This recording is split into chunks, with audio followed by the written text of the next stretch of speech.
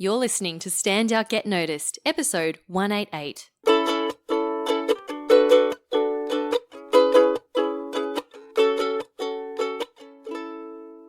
Hi there, Rockstar, and welcome to Stand Out, Get Noticed. I'm Christina Canters, speaker, coach, and founder of The C Method, where I help high-performing professionals and business leaders to build powerful communication skills. You can learn more at thecmethod.com. Now, each week here on the podcast, we address a different topic to help you build a success mindset, present yourself with confidence, build strong relationships, and be an all-round better human. If you haven't yet already, I invite you to join our community over on Facebook. Search for the group The C Method Rockstars or go to thecmethod.com/community. We cannot wait to meet you. Now today I am very excited to introduce you to my very special guest, Fabian Dattner. Fabian is an incredibly accomplished speaker, facilitator, author on leadership and development, and an enabler of transformational change. She's the founder of Dattner Grant, a unique, authentic, and high-impact leadership development consultancy, as well as Homeward Bound, a global initiative to support 1,000 women in STEM into leadership and decision-making. And they do that through taking these women to Antarctica, which is super cool. Fabian has spent many years working with leaders, helping them to understand their deeper purpose, lead authentically, amplify their voice, and create sustainable, collaborative, visionary, lasting change. I met Fabian through her Compass program, which is Dattner Grant's flagship program for women leaders. I was a participant in the most recent Compass program, and it was incredibly impactful for me. I gained a much deeper understanding of myself and why I think the way I do. I developed a deeper awareness of how I behave, which has enabled me to become a better speaker. I've been able to apply it to when I facilitate. It's helped me become a better coach, a better partner, sister, daughter, and friend. So this is why I asked Fabian to join me on the show to share her deep insights and wisdom with you too. We discuss why we avoid certain conversations and situations instead of facing them, and why this avoidance tactic isn't helpful for us, and why it holds us back from speaking up and showing up as our true selves. We talk about how to notice the unhelpful thought patterns that come up and how to change your story to something more constructive. Now, there's a lot in this conversation, some very deep concepts. So if you can, I recommend you listen to this episode a couple of times, as it may require time to absorb the ideas and the insights that Fabian shares. I will put links to how you can connect with Fabian in the show notes at thecmethod.com/188. Now, my first question to Fabian was, your programs, Compass and Homeward Bound, are purely focused on women. Why are you particularly passionate about empowering women leaders to reach their full potential and make their impact on the world? Here's Fabian Dattner. I think the philosophy that sits behind the work that I do comes from a deep concern about the planet, a deep concern that somewhere in recent history we've lost touch with what the true narrative of leadership should be about. And we've promoted a lot of people into leadership positions who are good money makers, but not necessarily good leaders. And we've confused money making and leadership, and it's led us collectively to make decisions that aren't actually in our future best interests. And that's most evident in terms of environmental degradation, but it's evident in the creeping narrative of distrust, that people don't trust leaders. Leaders themselves are bewildered by the velocity and volume of work that they have and the choices and the responsibilities they currently have, partnered with strategic ambiguity and understanding that a lot of people don't trust them, don't like them. So my interest in leadership is not on strictly speaking, in empowering people. It's in transformational change in order to help leaders understand the narrative of for the greater good. And so 3 things that you ought to be able to do as a leader. You ought to have a deep sense of self. if you don't have a deep sense of self, it's almost impossible to truly understand what other people need. And the second principle is that what I want as a leader must be what we as a collective need. That my function as a leader is not about my ego and my achievement, it's about the extent to which my ability serves an agreed outcome. And the third is the concept of for the greater good. Now, for the greater good may be the extent to which you serve a team, the extent to which you serve a family, a community, or a country. But if it's about self-aggrandizement, self-reward, then it will rob all of us of something. And for you personally, it's a short-lived gain. Why I'm interested in women is I had to face into the wind that 35 years of leadership practice globally had led me to the horrifying conclusion that the practice of leadership was collapsing. So Edelman, global PR company, probably do the best research on the extent to which we trust leaders. And I think it's sitting around 4%. We fundamentally don't trust our leaders anymore. And so my interest in women was the persistent and pernicious absence of women at the leadership table, despite a long time of research and advocacy and change in policy. You know, women were not being paid the same amount, they're not visible, they're not getting the top jobs, and we're not in sufficient numbers to genuinely change the leadership dialogue.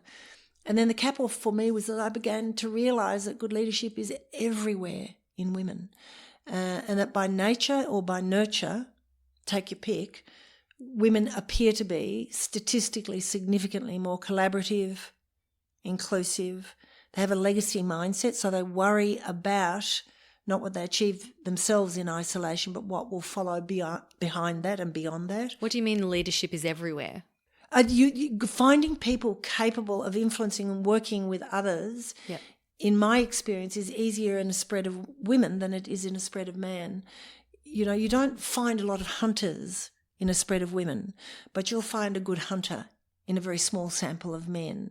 You don't find, you know, by nature, people who will push past barriers to invent something so commonly in women. You'll find that more commonly in a spread of men. But in a spread of women, you'll typically find a predisposition to collaborate over hierarchy, to inclusion. They don't feel comfortable having someone left out. And when I talk legacy mindset, I mean that they think about consequence and timeframes. And finally, they can be statistically, materially more trusted with assets, and that means both money and people. A lot of good research about all those four characteristics.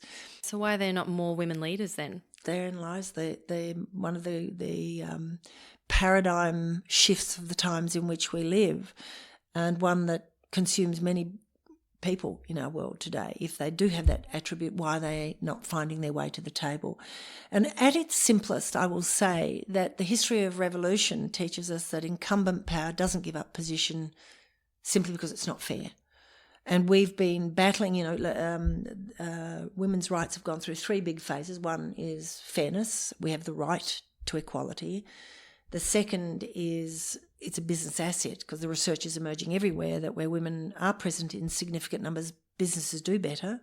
But the third is from my perspective, what if, in fact, their predisposition as leaders was the single greatest asset we've got towards a sustainable future right now? Because they're less likely to get into conflict, they're less likely to start wars, they're more likely to say, how do we solve this together, no matter where they come from. So, Fabian, in your opinion, what is one of the biggest challenges that hold women back from taking their place as leaders? This is really one of the tough conversations, loving but tough conversations we have with women all the time. It's the paradox between self-awareness and fear.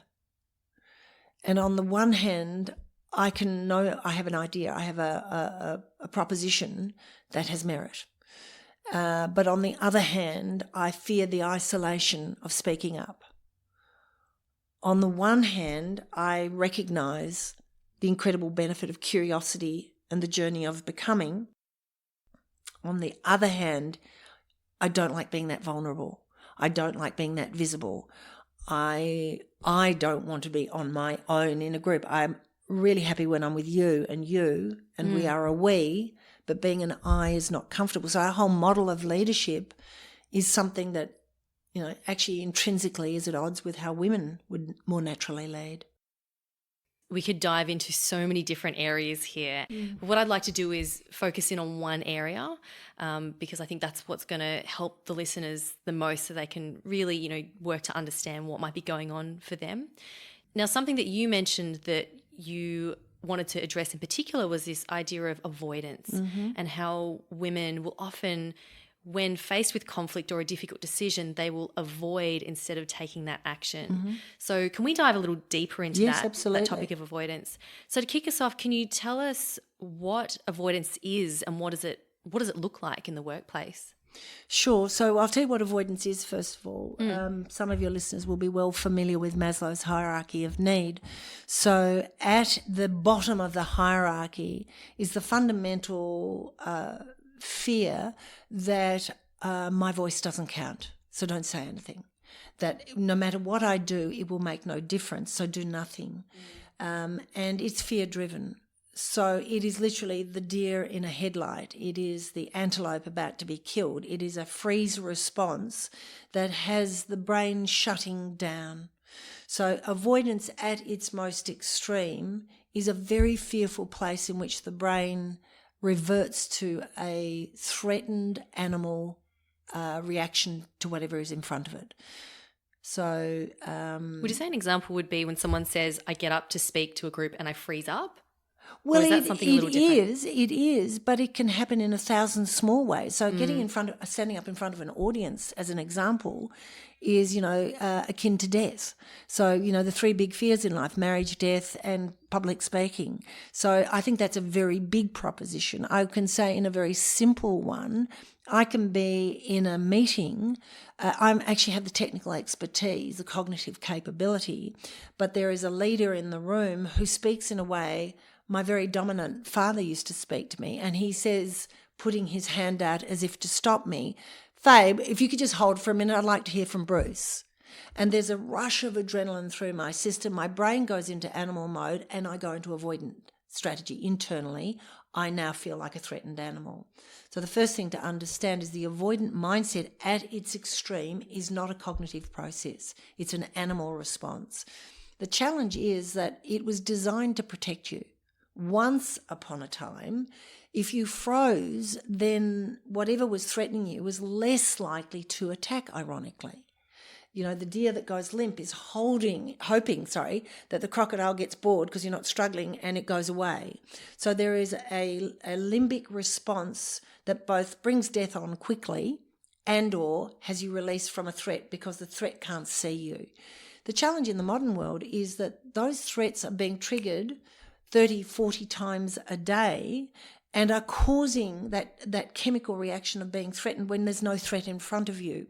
It can be too many messages on your phone. It can be an overwhelm with emails. I was talking to a wonderful leader I have a great deal of respect for, senior HRD, yesterday of a very large tech company, and she said to me, it's funny, I went through this panic about my emails, always having too many, and I found myself panicking but still not doing anything with them. Now I just don't do anything with them. And it was a wonderful moment where we saw someone accept a proposition. I can't deal with all these things. But instead of being fearful around it, consciously and with awareness saying, you know what, if people want to contact me, they will. I can't get to those emails. I'm not going to frighten myself around them anymore. And that, ironically, with something like emails, is the dance between avoidance and self-actualizing. And on Maslow's hierarchy of need, those two things sit in opposition to one another. The self-actualizing mind feels the fear, feels the anger, feels the joy, and processes it. The animal mind responds without thought. Stimulus response, there's no thinking involved. I just feel this way and I'm not going to move. Right. So just to clarify, when we are in that avoidance, in that primal limbic system, that response, we aren't even aware that we're doing it. Oh, we're aware of the fear. We're aware of the fear, but we're not actually doing anything To help ourselves. To help ourselves. No. Well, Right. we're responding as if we were about to be eaten by a saber-toothed tiger, which is to freeze or flee. And so we talk about a lot. The fear response is you're moving away from the thing that's threatening you.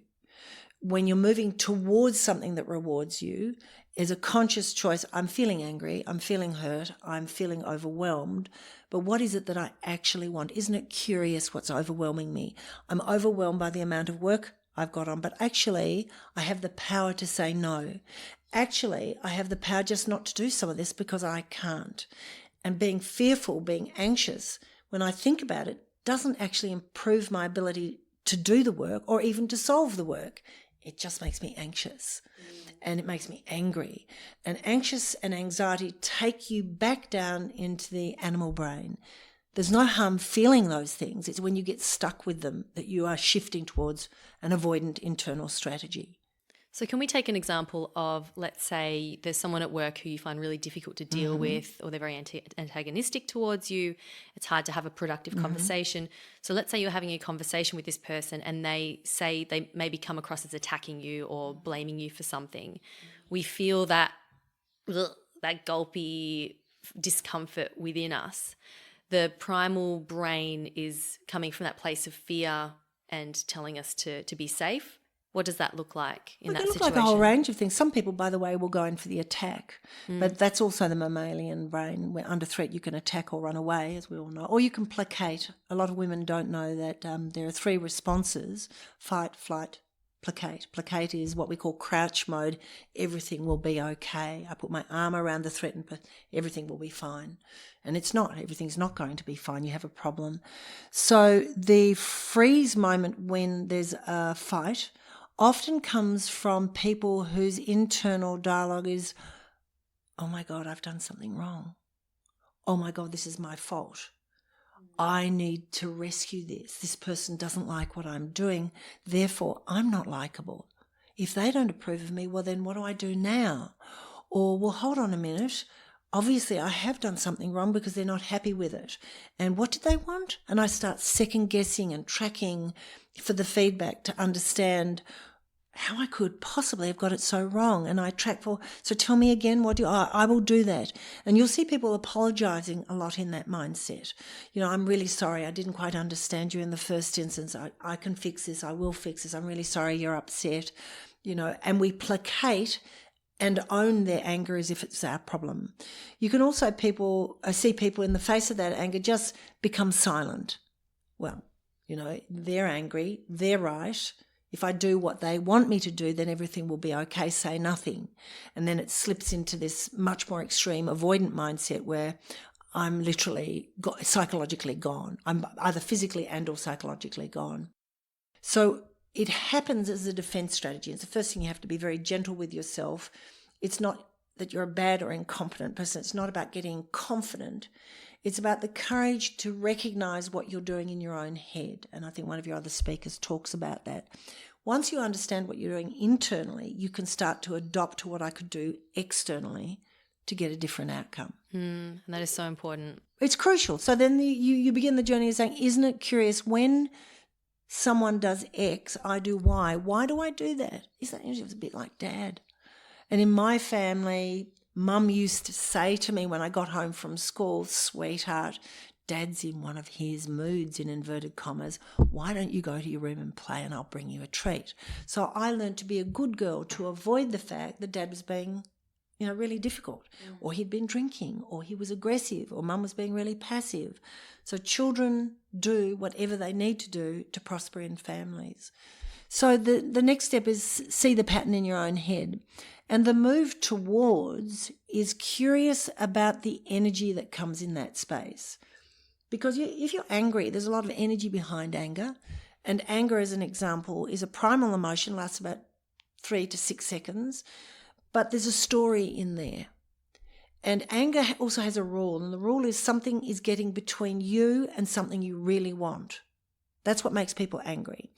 But what that something is and the story I tell myself are not the same as you. The anger is identical, but how it manifests, when it manifests, and why it manifests are unique to me. So you got So to can you repeat that? So the story is not you. Can you repeat that sentence again? Yes. All human beings have the same suite of prime emotions. Yes. So when you're angry and I'm angry, the primal emotion of anger is identical. The physiology of anger is the same. The rule is the same. And the rule of anger is that something is coming between you and something you want. Sadness, the rule is you've lost something of value. Joy is anticipating receiving something. Disgust, the rule is two. It's something that's related to human system, poo, wee, farts, vomit, but it's also related to a violation of values. Something that you hold to be very important is being violated. The story you attach to it is the unique part of that, not the anger and not the rule, but the story. And until you know what your story is, you can't move to a more constructive response to your first emotion. And your first emotion will get that story rocketing in your head, and before you know it, you're playing out a strategy to make yourself safe, not to deal with the situation in front of you. And safety can come from just be passive, and that's avoidant. Be hyper-aggressive and argue or fight, that's oppositional. Or in fact, you can start to become more aware of the story. Isn't it interesting? When Christina keeps asking me to reframe what I'm saying, I'm embarrassed and uncomfortable because that's what my dad used to do to me. That's what mum used to do to me. It's what my teacher used to do to me. And I always felt stupid in a classroom. So, Fabi, don't say anything. So that becomes the avoidance strategy. But the story's dead. It's gone. It belongs to a different era. You're just still living that story. Hi Rockstar, I want to take a quick break to let you know applications are now open for the next round of my online group coaching program for women, which starts on February 5th, 2019. Now, this program is for you if you're a high-performing professional or rising leader and want to increase your confidence, influence, and impact in the workplace. Over 8 weeks, you'll learn how to become a trusted advisor at work, build a strong professional presence, connect powerfully with co-workers and stakeholders, be an effective leader and role model for your team, persuade and influence when public speaking, articulate your ideas clearly, effectively communicate your value, and become the obvious choice for promotion, recognition, and advancement in the eyes of your boss and management. You'll be learning in a collaborative environment, and you will be 100% supported by myself and the group. So if developing yourself and taking your career to the next level is something you have been wanting to do but have been avoiding, then there is no better time to take action than now. So I do encourage you to apply. This is something that you know that you need to do, but maybe you've been putting it off. To learn more and to apply for the program, go to thecmethod.com/group coaching. That's thecmethod.com/group coaching. The link will also be in the description of this podcast in your app. I look forward to speaking with you. Okay, let's get back to the show.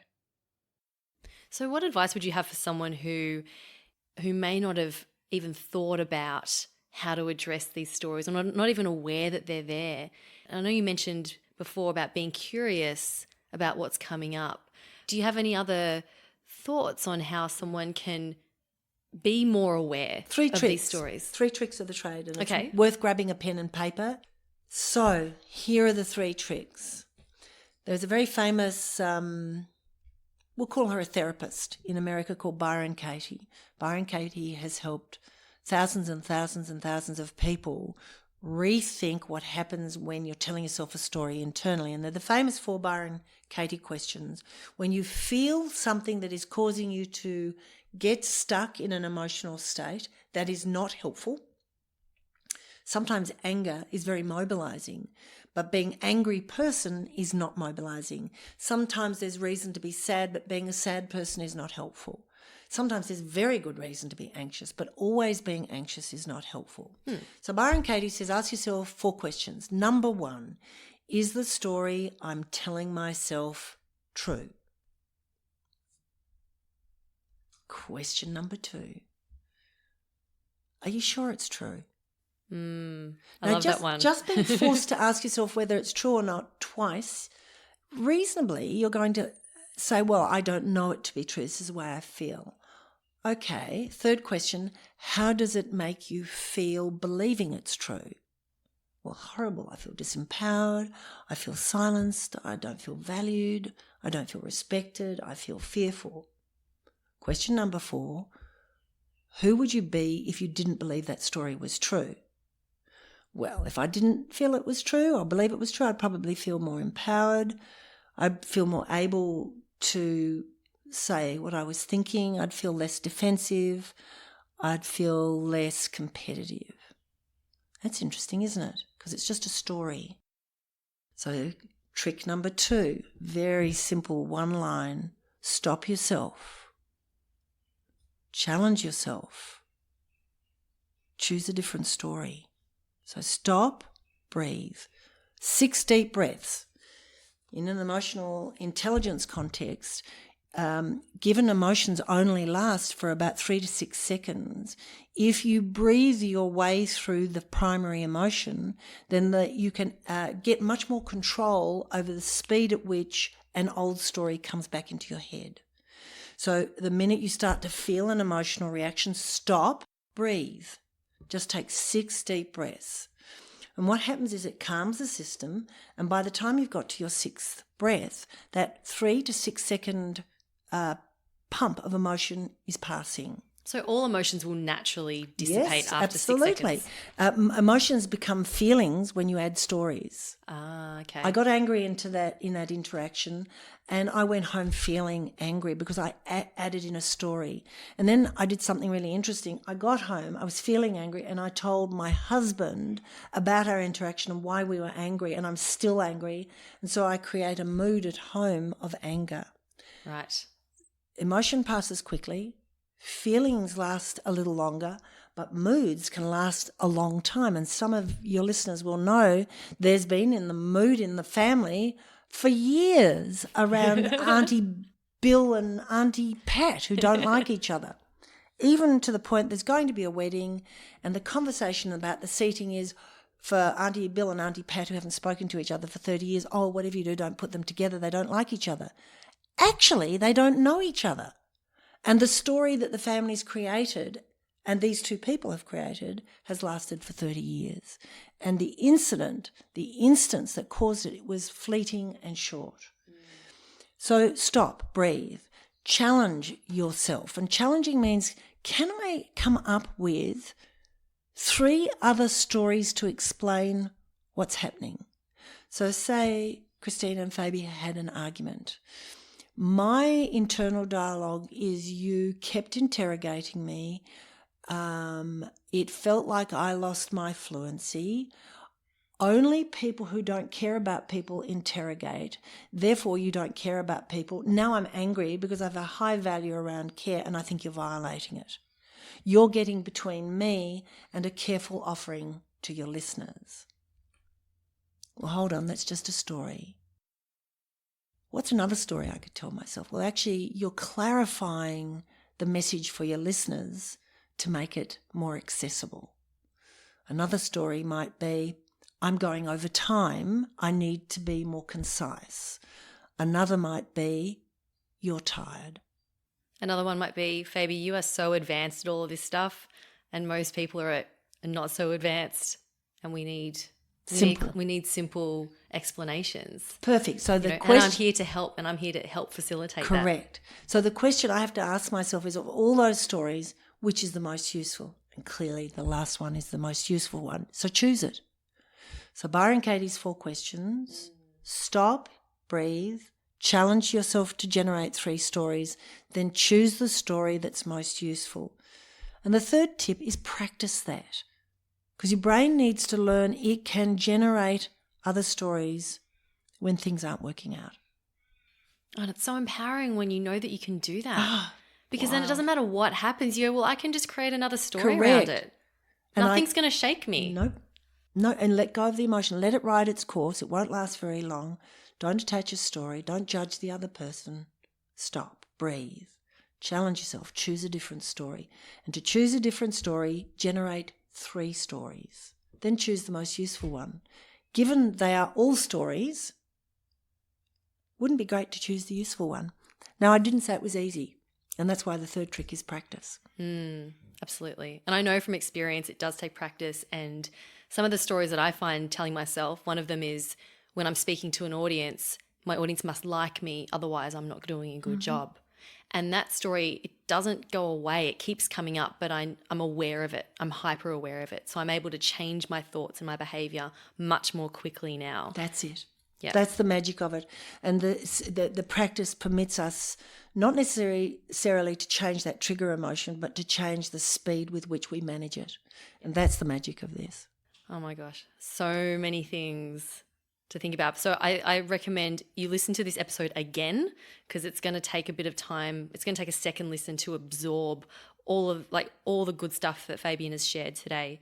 Fabian, can I just ask one final question around what's one more thing we can do on this path towards self-actualizing?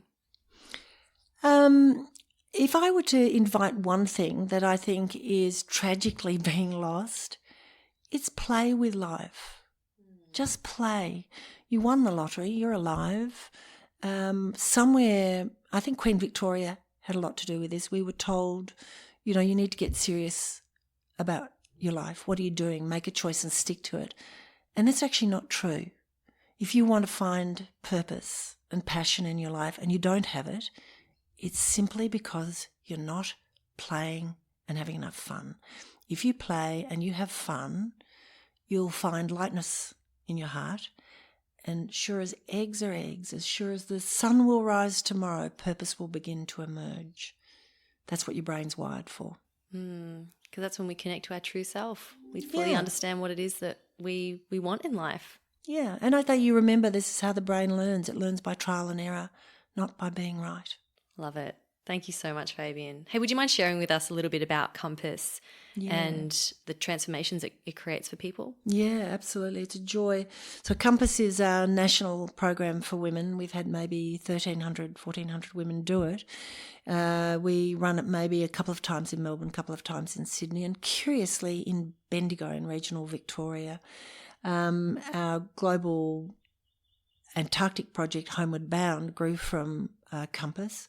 And it's a 7-day program designed to stop the world for you all and to create a space where women can immerse themselves in a 100% supportive environment where no one is competing, no one minds what you do or what you say. Everyone's there to ensure the success of their own journey and the journey of others, where we really nail the narrative of purpose and values, where they come from, how you build them, how you identify them. We talk about the process of exploring, building artistry, judges' skills and warrior skills in finding that narrative. We make sure people understand what leadership is all about, and that leadership is my relationship with my children. Leadership is my relationship with my partner. It is my relationship with my teammates. Everywhere where you're negotiating with other human beings, you have the unique opportunity to lead. Who do you choose to be? We do a huge deep dive on storytelling, internal storytelling, and helping people see very old patterns and how they're playing out. And because it's done in a safe space, we help people break through those patterns consistently. And then the last piece is all about condensing it so that you can take the best of yourself from the inside out. And as you will know, helping people understand how do you say that so other people can hear it succinctly, clearly, cleanly. How can you stand in your own shoes? How can you stand tall? And how can your voice have the integrity and authenticity that you feel so strongly for yourself? Wonderful. Thanks, Fabian. And I can say from experience that it is truly a transformational course. I've seen this for not only myself, but also for the other women that were part of the program. So I just want to acknowledge you, Fabian, for all the work that you do. I think it's absolutely wonderful, and you are a true inspiration to so many women out there. And I can't wait to see what the future holds for you. Thank you. Thank you very much. Huge huge thanks to Fabian Dattner for being such a generous guest on the show this week. You can find more about what she does at dattnergrant.com.au or simply visit the show notes at thecmethod.com/188. Now, the next Compass course I can share with you now. The next Melbourne one commences in March, at the end of March, and the next one in Sydney commences in May. Now, Fabian has been very generous and she's offering listeners of this podcast a 10% discount on the current pricing until the 18th of December. That's the 18th of December. So if you're listening to this before the 18th of December and Compass sounds like a program you want to get involved with, then make sure you reach out to Fabian and her team. Okay, and that brings us to the end of this episode. Thank you so much for tuning in. Now, if you enjoyed this show, if you enjoyed this episode, please do share it with a friend if you think it's going to resonate with them. You know, we all have these fears and these stories going on in our minds, like Fabian was talking about. And the more that we can learn to change our story, the more able we are to manage our emotions, then the more productive, relaxed, and happier we will be. And it's my wish that we can help as many people as possible to do that. So do share it with someone who you think this would help. And that's all from me this week. Keep on being awesome, and I'll talk to you next week. My name's Christina Canters from The C Method, and this has been Stand Out, Get Noticed.